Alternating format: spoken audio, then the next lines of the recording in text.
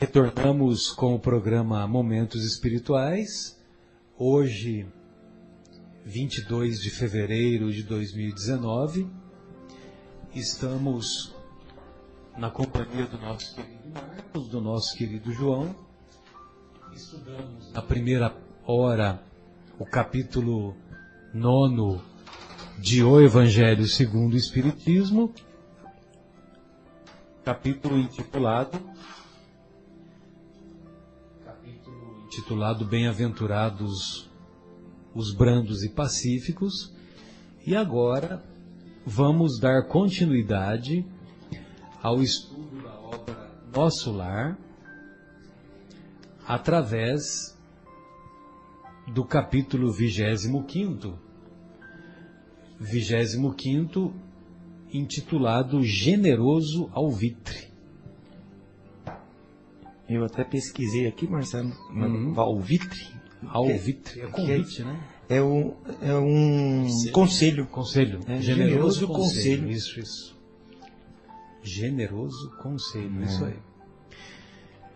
Então, muito bem, né? Nós vimos aí nos capítulos anteriores o André Luiz explicar para nós, leitores, através do Lísias e da Dona Laura, sobre o bônus hora, sobre o saber ouvir. Ficamos impressionados na semana passada com aquele apelo para que todos lá da colônia Nosso Lar entrassem em oração permanente pela paz do planeta Terra, devido àquele período obscuro, aquele período de que as sombras espessas estavam agindo no continente europeu para implantar a Segunda Guerra Mundial. E infelizmente, embora as orações nunca se percam, porque se não tivessem sido feitas as orações, talvez esse conflito tivesse sido pior ainda. Pior ainda. Com certeza a tragédia teria sido ainda mais grave, né? E agora, o generoso alvitre. No dia imediato, muito cedo, fiz leve refeição em companhia de Lísias e familiares. Qual será essa leve refeição que ele fez, hein? Qual será? Será que foi um salaminho magrinho? Um presuntinho magrinho? Antes que os filhos se despedissem, rumo ao trabalho do Ministério do Auxílio, a senhora Laura encorajou-me o espírito hesitante, dizendo, bem-humorada: já lhe arranjei companhia para hoje. Nosso amigo Rafael, funcionário da regeneração, do Ministério da Regeneração, passará por aqui a meu pedido. Poderá aceitar-lhe a companhia em direção ao novo ministério. Rafael é a antiga relação de nossa família e apresentá-lo-á, em meu nome, ao ministro Genésio. Lembra daquela música? Genésio? A mulher do vizinho. Né? Maria Alcina, né, que cantava essa música, né? Sustenta aquele vagabundo. Interessante os nomes, né? Mas que legal, né? Então a Dona Laura já preocupada com o André Luiz, para fazer o André Luiz já começar a dar os primeiros passos, aí se enturmando, né? Então ela entrou em contato com esse Rafael, aí o Rafael ia intermediar esse contato com o ministro Genésio, ministro lá do Ministério da Regeneração. Não poderia explicar o contentamento que me dominou a alma.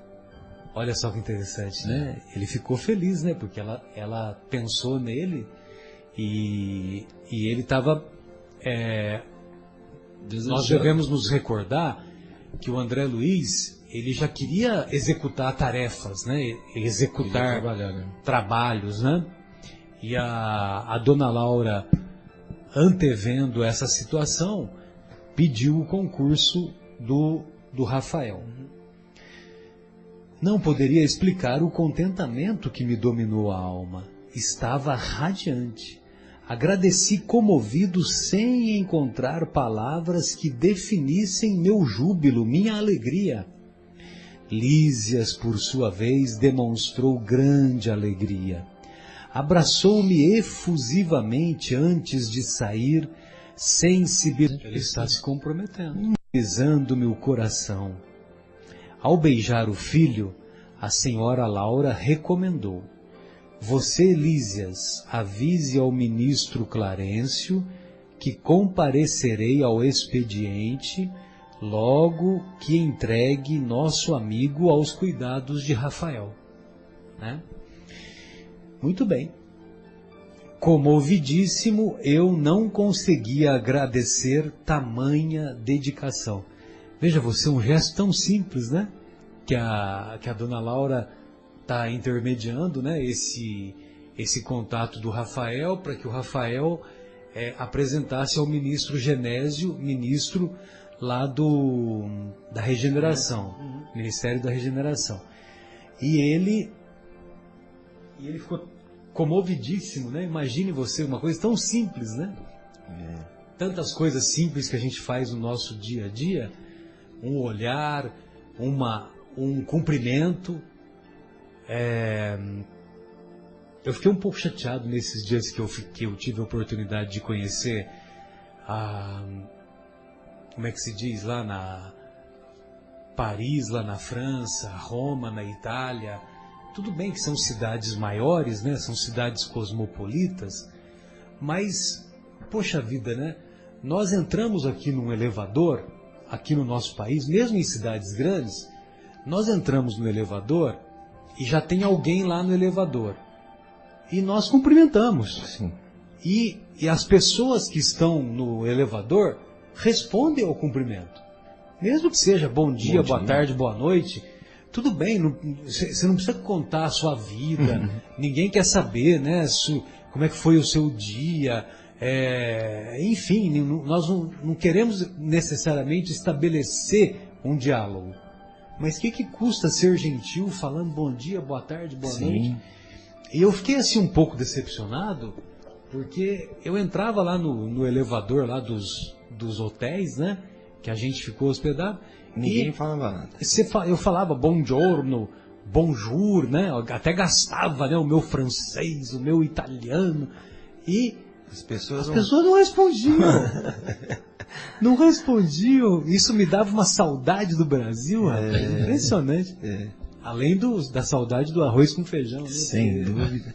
Não tem arroz com feijão. Não. Mas sabe que essa alegria que o André Luiz sentiu, nós também sentimos aqui quando alguém se lembra de nós. Não é? Eu lembrei de você para tal fato. Eu acho que ele ficou tão lisonjeado da Dona Laura. A iniciativa da Dona Laura. De lembrar dele. Acho que ele ficou feliz, né? E nós também, às vezes, né? Alguém de que talvez você menos espere, a pessoa fala assim... Faz uma referência. Faz uma referência a você. Poxa, eu lembrei de você, tal dia. Nos deixa, assim, felizes. Eu me sinto bem quando as pessoas me lembram. É claro, para situações evidentemente boas, né? Mas faz bem pra gente, né? Faz sim, a gente fica... É uma sensação de carinho, né? Eu não sei... de carinho, fala, poxa, essa pessoa parece que se lembrou de mim, poxa, legal, muito obrigado. Eu acho que talvez isso tenha contagiado ele também.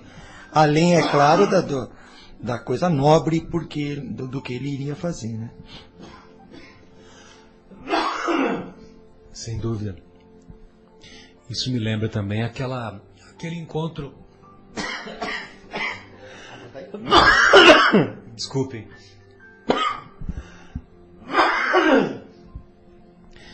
Aquele encontro maravilhoso de Jesus com Zaqueu, que Zaqueu ele era menosprezado na própria cidade. As pessoas o detestavam, que ele cobrava impostos dos próprios irmãos e então, quer dizer, ele era odiado. Aí chega Jesus, olha para o sicômoro e fala que vai se hospedar na casa dele? Quer dizer, num lugar, num ambiente hostil, que ele era menosprezado, era ridicularizado, era detestado. Vem Jesus e coloca essa manifestação de amor. Nossa, Que júbilo é esse? que júbilo. Aí você pode falar, mas era Jesus. Sim, era Jesus, tudo bem, né? Não vou comparar o olhar de Jesus com o meu olhar. Não vou comparar o afeto de Jesus com o meu afeto. Sim. Meu Deus, distância anos-luz. Mas nós podemos fazer isso no nosso dia a dia. Sim. Um olhar carinhoso, um cumprimento, uma manifestação de lembrança. Sim. Enfim, quantas coisas. Sem dúvida. É verdade. Muito bem. Então ele diz, né, que não poderia, avise o ministro Clarence, comovidíssimo, eu não conseguia agradecer tamanha dedicação. Ficando a sós, a desvelada genitora do meu amigo dirigiu-me a palavra carinhosa. Meu irmão, permita-me algumas indicações para os seus novos caminhos. Creio que a colaboração maternal sempre vale alguma coisa. E já que sua mãezinha não reside em nosso lar, reivindico a satisfação de orientá-lo neste momento. Olha só que manifestação maternal, né? Nossa. Que a mãe do André Luiz, todos nos recordamos que ela se encontrava em esferas mais elevadas. E tanto é que o André se encontrou Em sonho, né? poucas vezes com ela, né? Em capítulos anteriores tinha se encontrado. Já se encontrou. E acho que em capítulos posteriores parece que vai se encontrar de novo. E a dona Laura pede para que ela seja a mãe do próprio André Luiz, né? Fazer o papel de mãe, né? Gratíssimo, respondi sensibilizado. Nunca saberei traduzir meu reconhecimento à sua atenção.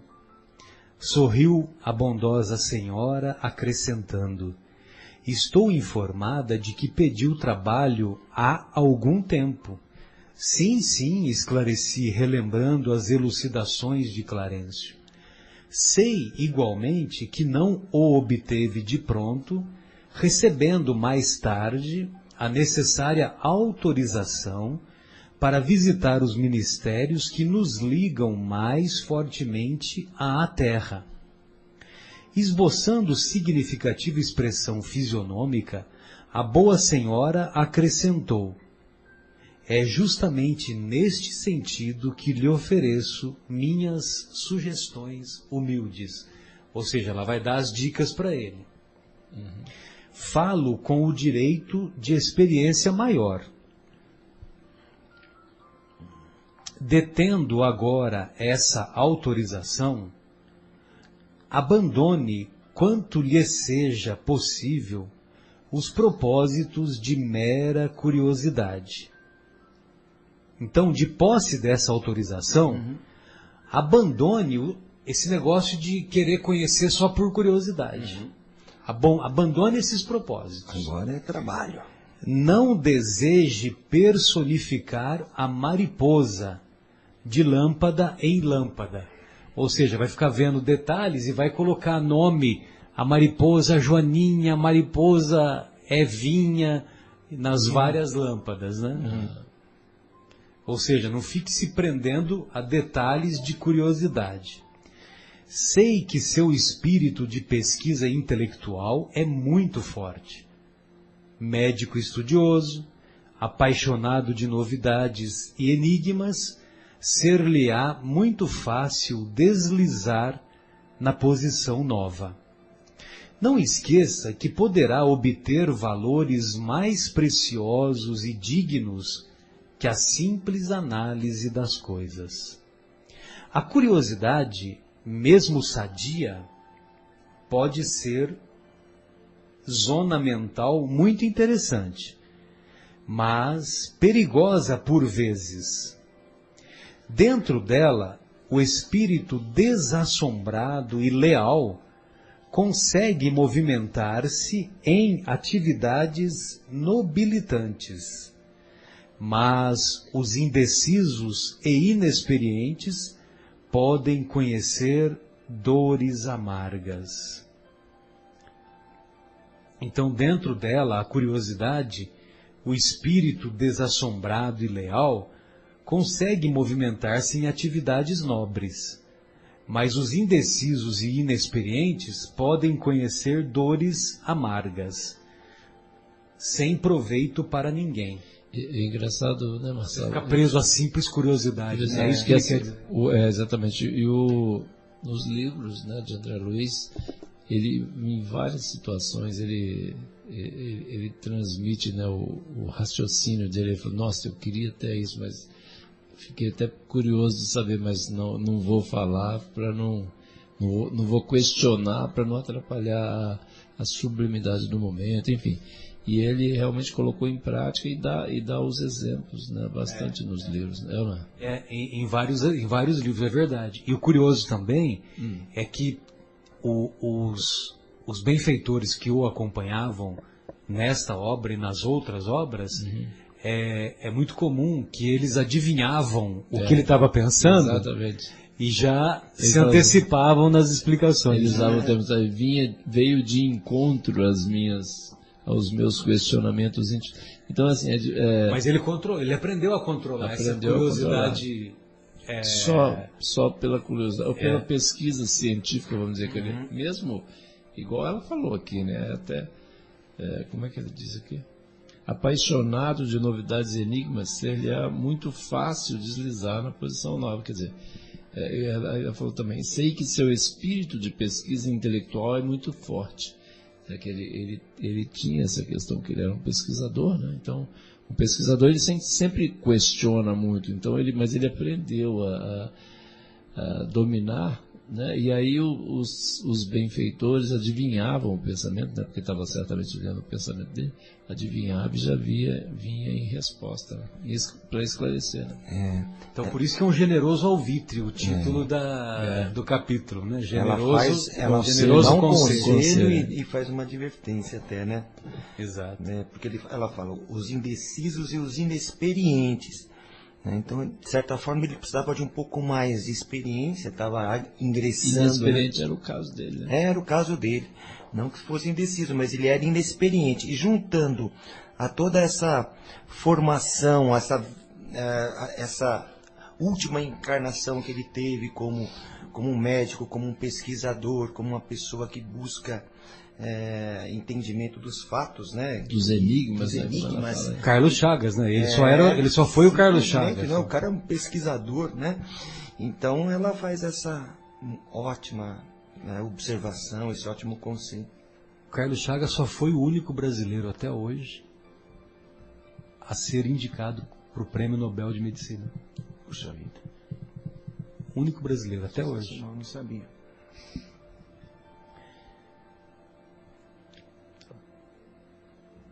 Dores amargas. Clarencio, sem proveito para ninguém. Clarencio ofereceu-lhe ingresso nos ministérios, começando pela regeneração. Pois bem, não se limite a observar. Olha só esse detalhe, hein? Preste atenção. Não se limite a observar. Na primeira parte nós não falamos que nós sempre podemos fazer algo mais? Você até colocou a questão 642 e a 643? Então, nós sempre podemos fazer algo mais. Ao invés de albergar a curiosidade, medite no trabalho e atire-se a ele na primeira ocasião que se ofereça. Surgindo ensejo, surgindo oportunidade nas tarefas da regeneração, não se preocupe em alcançar o espetáculo dos serviços nos demais ministérios. Aprenda a construir o seu círculo de simpatias e não esqueça que o espírito de investigação deve manifestar-se após o espírito de serviço. Olha que beleza. O serviço primeiro. Primeiro Deve, exatamente, o espírito de investigação deve manifestar-se após o espírito de serviço. Que importante. Não ficar preso à curiosidade. Que importante esse conselho, né? Pesquisar atividades alheias sem testemunhos no bem pode ser criminoso atrevimento. Olha só a expressão. Muito Forte, né? Criminoso atrevimento. Você ficar avaliando as atividades dos outros sem testemunhos no bem pode ser criminoso atrevimento. Muitos fracassos nas edificações do mundo originam-se de semelhante anomalia. Todos querem observar, raros se dispõem a realizar.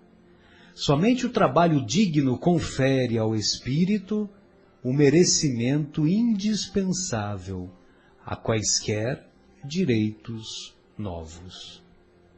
O ministério da regeneração está repleto de lutas pesadas, localizando-se ali a região mais baixa de nossa colônia espiritual.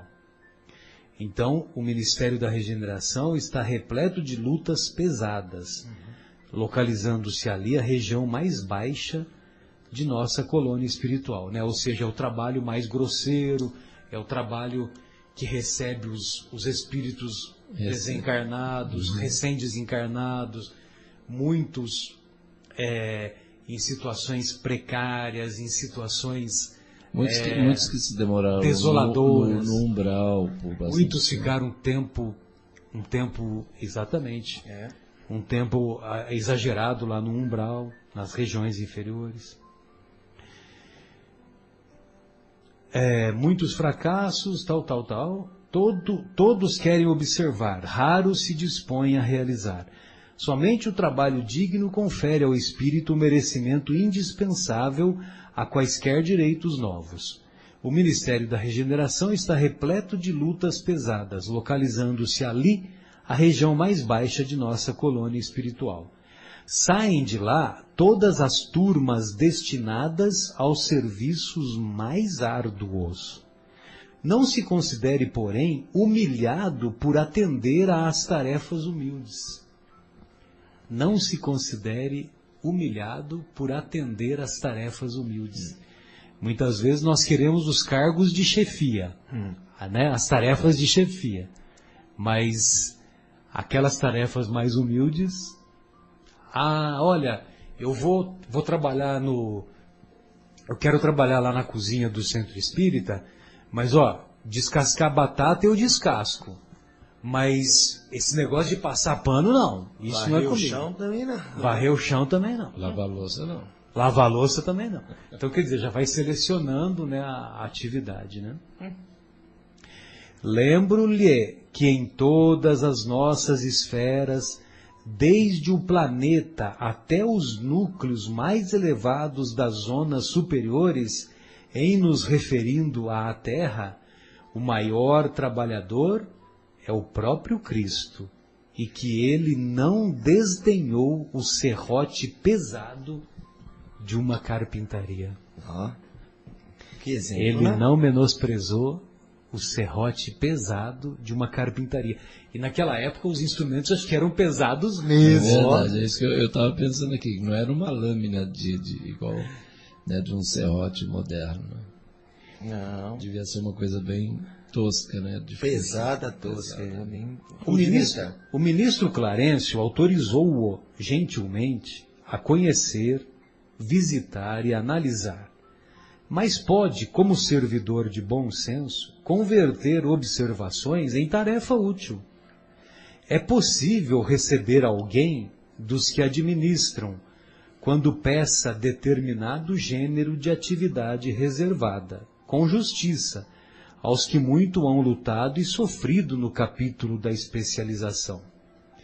Mas ninguém se recusará a aceitar o concurso do espírito de boa vontade, que ama o trabalho pelo prazer de servir. Meus olhos estavam úmidos. Aquelas palavras pronunciadas com meiguice maternal calam-me no coração como bálsamo precioso. Caíam-me no coração como bálsamo precioso. Poucas vezes sentira na vida tanto interesse fraternal pela minha sorte. Semelhante conselho calava-me no fundo d'alma, e como se desejasse temperar com amor os criteriosos conceitos, a senhora Laura acrescentou com inflexão carinhosa. Que coisa, né, Marcelo, antes de entrarmos... Mas olha, ele dizendo assim, ele nunca tinha... Nós falamos na primeira parte da importância da gentileza, de ser cortês, né? Que a afabilidade não é etiqueta, não é uma etiqueta, não é uma regra de etiqueta, não é regra de etiqueta, mas é uma manifestação do amor autêntico. Então, quer dizer, ela o tempo todo agindo com esse carinho e dando conselhos com conteúdo preciosíssimo. Então, e aí ele fala assim, poucas vezes, né, sentira na vida tanto interesse fraternal pela minha sorte. Olha que coisa linda isso. Sensacional. É emocionante até ler uma coisa dessa, né? Olha, e uma pessoa que ele tinha acabado de conhecer ele, pouquíssimo tempo. Que eles estavam juntos. E fez amizade com o Lísias, que é filho dela. Né? E aí ela já quer tratar como mãe, né? Então, aquela história de todas as mulheres são mães, né? Não, e esse sentimento, né, como eu falei, esse sentimento é um sentimento muito prazeroso mesmo. Quando, principalmente, aquele que não é o seu direto, pai, mãe, irmãos, assim, alguém, às vezes até um pouco mais distante, que se lembra de você, né? E assim, sentira na vida, né, tanto interesse fraternal pela minha sorte. Ele nunca havia sentido isso, né? Tanto essa atenção.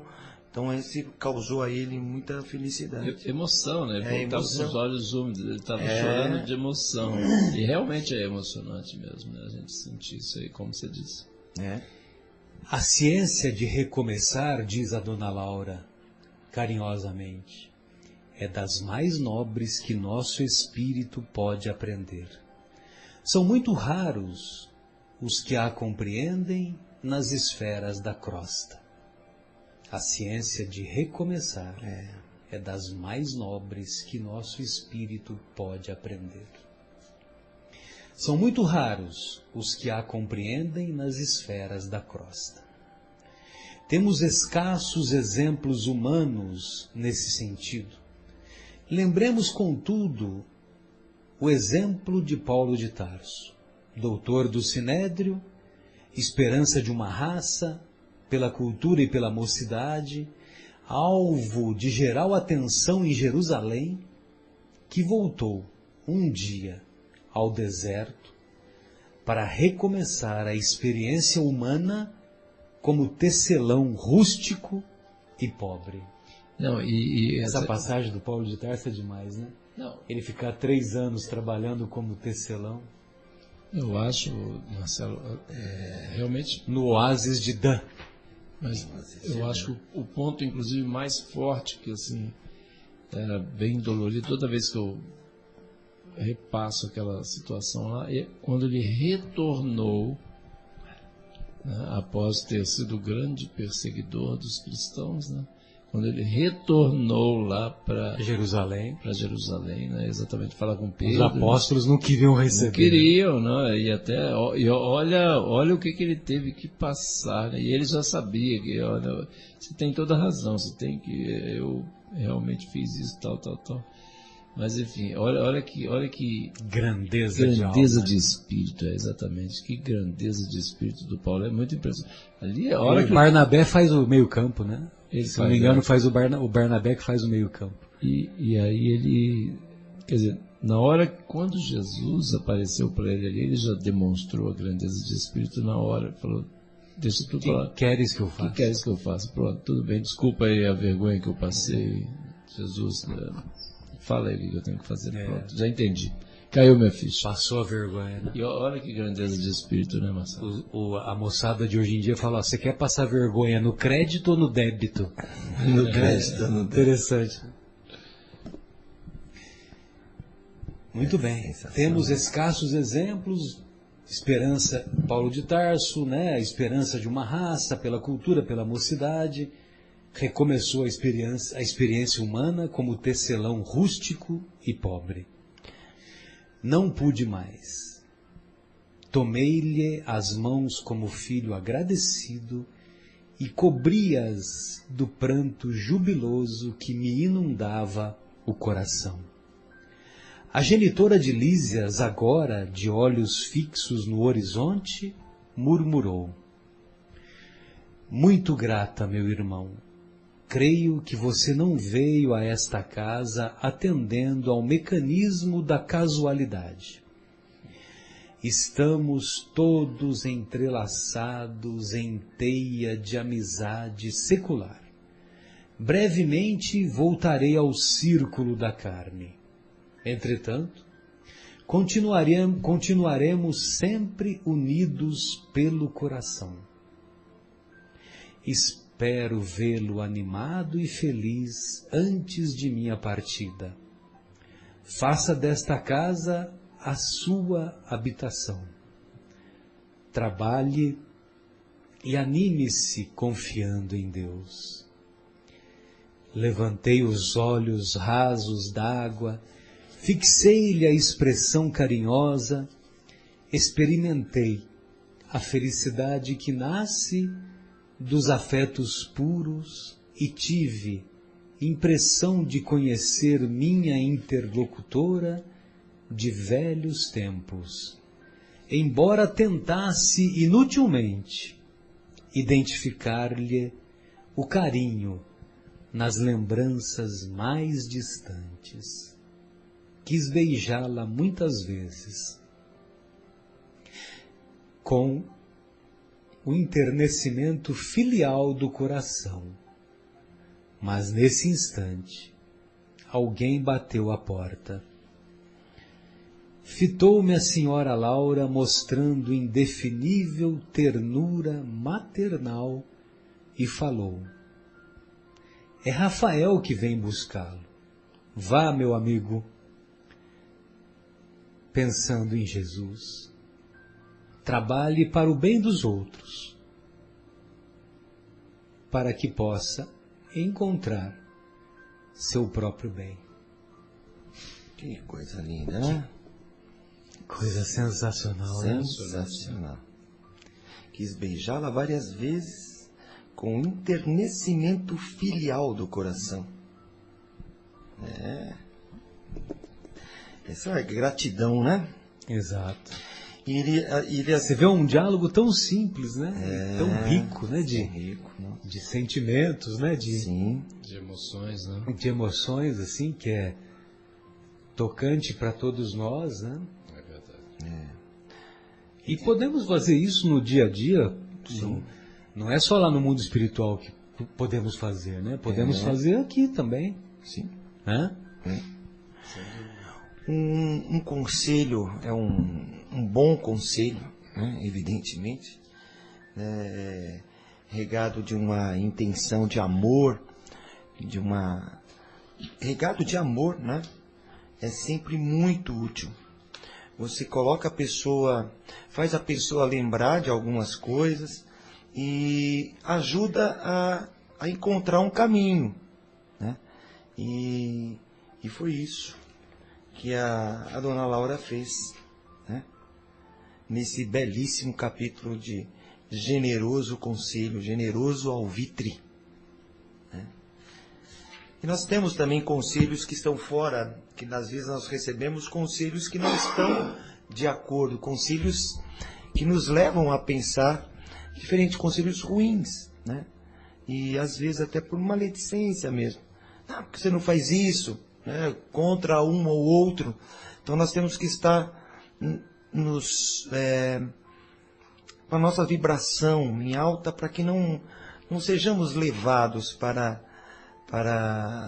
para essa situação. Tem que estar vigiando, né? Porque o conselho, ele é uma boa ação, né? Ele tem que sempre ser uma boa ação, né?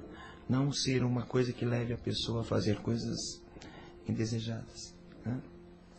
E esse conselho da dona Laura, além de ser um conselho, abriu ao André Luiz, falou, olha, é o seguinte, você precisa de um pouco mais de experiência, né? Cuidado, ela conhecia ele, né? As características dele, você vê? Conhecia a fundo. Ela, por ser talvez estar num estágio de evolução bem maior, já sabia das tendências do André Luiz e o alerta. O trabalho em primeiro lugar, depois a curiosidade. Interessante. Muito bom. E ficou inclusive também aquela questão lá, vamos dizer, que eventualmente eles já tinham ligação do passado. Assim. Sim, parece que mas alguma coisa... Eles não revelam, né? Eles não revelam. Não revelam. Certamente poderia interferir alguma revelação. Os benfeitores espirituais, eles pensam em tudo, né? Ah, sim. Um livro desse, quando vem um livro dessa magnitude, quando vem a público, é uma obra que os benfeitores revisaram. Com certeza, tem um alcance, Revisaram, muito grande. E se, por exemplo, a reencarnação da dona Laura, que já se estabeleceu há muito tempo, talvez ela até já tenha desencarnado, né? Porque eu imagino que ela reencarnou no final dos anos 40, começo dos anos 50. Talvez ela ainda esteja encarnada, que ela estaria com 70 e poucos anos, quase 80 anos. Mas talvez ela já tenha desencarnado. E se dá informações mais claras sobre a reencarnação dela, ela poderia ser identificada, né? Ela poderia ser identificada e poderia comprometer a tarefa dela. Agora, eu fiz uma pesquisa aqui também. 1942, Paulo Estevão. 1943, Renúncia, de Emmanuel. E teve outro livro também, Reportagens Além Túmulo, de Humberto de Campos. 1944, Nosso Lar, André Luiz. Os Mensageiros, André Luiz. 1945, Missionários da Luz, André Luiz. 1946, Obreiros da Vida Eterna, André Luiz. Aqui, Chico Xavier. O presidente da Federação Espírita Brasileira, quando o Chico desencarnou, todos nos lembramos que ele desencarnou no dia que o Brasil foi campeão, né? Sim, na 2002. Copa de 2002. E a desencarnação do Chico passou despercebida. Mas teve uma manifestação do presidente da Federação Espírita Brasileira à época, que agora me fugiu o nome, eu não vou me lembrar do nome dele, mas ele disse que ainda ia demorar um pouco para a humanidade reconhecer a grandeza, a amplitude do trabalho do Chico Xavier. Porque todas essas obras, todas essas que você descreveu, é uma obra melhor do que a outra. Sim, e rica 4 anos de obras. 4 anos de trabalho. O Paulo Estevão foi escrito em menos de 90 dias. E olha assim, o tamanho, por exemplo, Paulo Estevão é um livro grande, né? Sim. E esse, por exemplo, 500 páginas. Pois é, assim, e aí isso manuscrito, você já pensou que coisa psicografado, né? Olha o esforço físico mesmo, olha a disposição de trabalho. Chico, assim, é invejável. Ele começou em 1932 e ele escreveu até 2008. Parnaso de Além Túmulo. Não, até 2008. Acho que pelo menos as últimas aqui, 2008. Não. É que é o seguinte, 2002 ele desencarnou. Não, desculpa, perdão. Mas vieram algumas obras depois, vieram algumas obras depois que foram coletâneas e foram encontros editadas pós-morte, né? Editadas após a desencarnação. Porque, por exemplo, tinha quem conta essa história é o Geraldinho, né? O Geraldinho Lemos, ele fala que encarnado o Chico o Chico escreveu 412 obras, encarnado. Só que depois da desencarnação, o número já passa de 500. Nossa. Já passa de 500, porque o Geraldinho, por exemplo, tinha lá o estudo do Evangelho na casa do seu Mariano, que era o chefe dele, lá na Fazenda Modelo. E ele conviveu com a Wanda Joviano, que é filha desse seu Mariano. E a Wanda Joviano guardou uma série de psicografias que o Chico fazia na reunião semanal de estudo do Evangelho no Lar. Olha, é muito uma coisa assim, impressionante. absurda. Não, é incrível. É absurda a Você quantidade imagina. de psicografias, de trabalho. Olha, gente. E a gente vê aqui inacreditável. que em 2001, provavelmente esse deve ter sido o último em vida, é verdade, o último em vida, Amor e Verdade e Espíritos Diversos. Então já eram obras menores, porque eles já tinha da beirando... Eram livros de mensagens. Sim, mensagens livro de pequenas. mensagens, da Cornélio Pires aqui, né? E a gente já Pequenas, mas profundas também. Sim, não, com certeza. Mas não eram obras que exigiam Mais muito trabalhosas, da parte física dele, Isso. porque ele já não tinha condições físicas, né? De poder trabalhar, né? Que coisa, né? Ele nasceu em 1910, né? Parece, o Chico nasceu em 1910. 1910, né? 1910. Então ele desencarnou com 92 anos. 2002, 92 anos. A gente não dá conta de ler, né? Imagina ele que teve que produzir tudo isso aí, quer dizer, na base do sacrifício. E ele mesmo. leu tudo, ele lia tudo que escreveu. Então. É sensacional. Escrevia e lia de novo, quer dizer, a capacidade de trabalho desse espírito é uma coisa. E os romances monumental. mediúnicos, ele acompanhava na tela mental todo o desenrolar. Não, verdade. Como se fosse um filme, né? Como se fosse um filme. Por isso, até a gente, assim, a todos os que estão ouvindo, né? Leiam as obras do Chico como nós estamos lendo agora, estudando o livro, né? Porque eu já havia lido o Nosso Lar como um romance. Então, muitos ensinamentos, João, que estão aqui, né, cada capítulo desse que nós estamos estudando agora o capítulo, e lê, e faz anotação, enfim, e comentamos, a gente vê que cada capítulo é uma lição. É uma quantidade de informação. Muita informação. Então não é apenas um romance para se ler. Ah, não, esse aqui é um livro que eu vou ler e passar batido. Você pega o esqueleto da história, né, e fica por isso.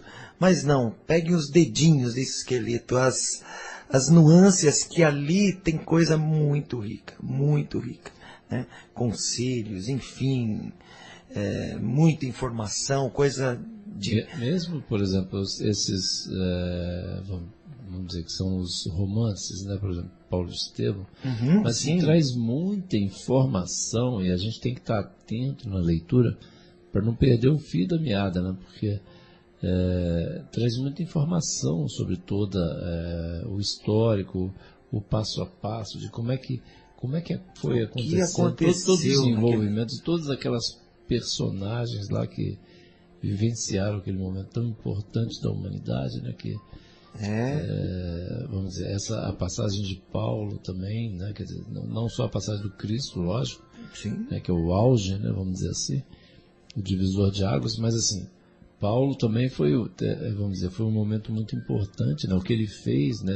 Na difusão da doutrina cristã, né, do cristianismo, o que ele fez pelo cristianismo, né, inicialmente. E olha aquilo que a gente estava acabando de falar, que o Marcelo comentou, de a capacidade, vamos dizer, de mudar, né, de sair daquela situação que era do grande perseguidor de cristãos para ser o grande difusor aí da...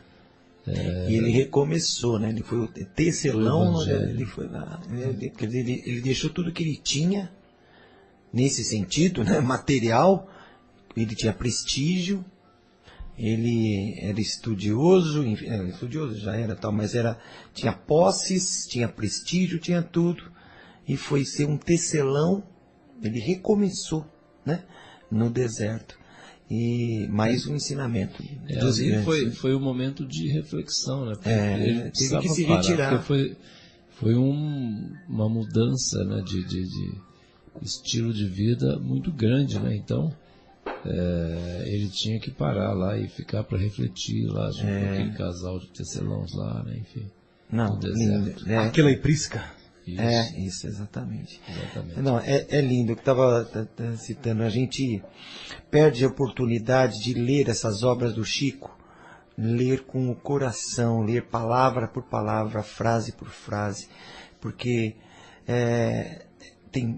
cada uma capítulo é uma riqueza muito grande, ensinamentos. muito profunda, e isso teria que ser, não pode ser uma coisa exatamente totalmente humana, realmente. Eu estava lembrando de uma entrevista a Jô Soares, que ele estava escrevendo um dos livros dele, eu acho que é o Xangô de Baker Street, que ele falava, ele ficou escrevendo anos, ele não conseguia terminar o livro, né? Ele falou que ele não conseguia terminar. É verdade. Ele não conseguia fechar a história, ele queria colocar mais, e uma coisa não ia. Ele falou, eu tenho que terminar isso, tenho que terminar essa história, né? Chico, em um ano aqui, eu estou vendo ano por ano aqui, tem ano que ele escreveu 5 obras, né? De Paulo de Tarso, ele não escreveu somente Paulo de Tarso, que era uma obra... Paulo e Estevão. Desculpa, Paulo e Estevão. Hoje eu estou aqui meio, né? Paulo e Estevão. Há 2000 anos ele escreveu em 1940 e no mesmo ano ele escreveu 50 anos depois. Outro lindo livro. Na realidade, no mesmo ano, 1940, foi uma psicografia, né? Foi uma psicografia. Sim. Tem uma diferença, né? Como ele mesmo disse, os autores são os espíritos. Ali o Jô Soares, o paralelo aí, ele tem que buscar da cachola dele. Da cachola dele mesmo. O Chico, como ele mesmo disse, ele era um instrumento ali dos espíritos. Mas, assim, não, por isso eu estou dizendo, ressaltando que um humano não teria dentro da cabeça, eu acredito que por si só teria muita dificuldade em trazer tantas lições de alto grau, né, de moral, de ensinamentos, com tanta riqueza de detalhes, com tanta beleza na escrita, né, em tão pouco tempo. Em um ano ele... Né, então, é psicografado, evidentemente. Não, né? inclusive ele foi isso só um instrumento. que o Marcelo falou, muito bem lembrado. Quer dizer, todas essas obras, né, antes de serem autorizadas pela espiritualidade, né, para o André Luiz, o próprio Emmanuel também, né? Eram revisados. Todos, o pessoal lá, o pessoal da diretoria tinha que revisar tudo, porque assim, são muitos. E é muito impressionante, né? Pega, por exemplo, aqueles livros do Emmanuel, né? Aquele Fonte Viva, etc. Aqui, assim, toda lição tem que ler umas 3, 4 vezes. Assim, profundo demais. Não, vou pegar para ler. Então tem que ler para poder pegar. E mesmo assim, se for ler outra vez, vai ter um pedaço que eu não consegui enxergar. Assim, é muita informação, é muito ensinamento, né, Marcelo? Exatamente. É muito ensinamento. E só para uma informação, em 42 ele escreveu Paulo e Estevão. Foi somente essa obra em 42. Em 1942. Em 1944 ele escreve O Nosso Lar e Os Mensageiros. Obras de André Luiz. Certo, companheiros?